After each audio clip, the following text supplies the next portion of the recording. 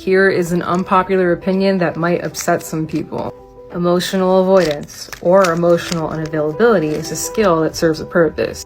I want you to imagine that you're in a dangerous environment that you can't escape. You're witnessing and experiencing things that are horrible. The discomfort and the pain that you're feeling is almost unbearable. And after a period of time, you realize that you have two options. You can either allow this environment to crush you, or you can close your eyes and pretend.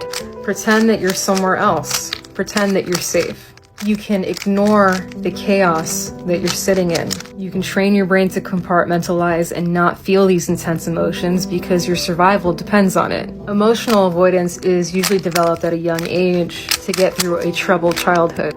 These are usually the kids who were told, "Why are you crying? I'll give you something to cry about." The kids who grew up way too fast, saw and experienced things that they shouldn't have. The ones who had to take care of themselves, their siblings, and even sometimes their parents. The ones who were always looked upon as failures, always met with harsh criticism.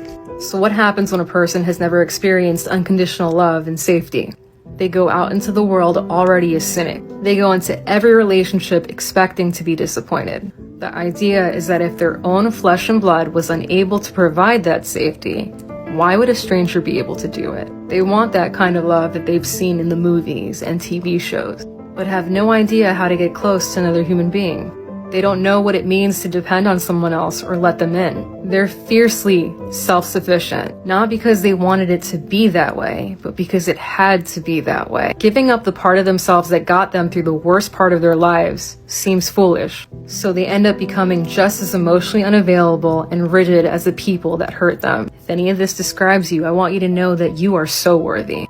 That being said, this skill that you have, while it served a purpose at some point, it is now working against you. There are safe people out there, and the point is to identify them when they come into your life and not push them away. Do not allow yourself to become like the people that nearly crushed you. I'm a huge advocate for therapy, but if you don't have the means or access to healthcare, there are plenty of books written by licensed therapists and PhDs on this subject. And if you ever want to vent to a friend about your relationship, I do these really laid-back one-on-one sessions where you're able to speak freely without judgment and, of course, get some feedback in return.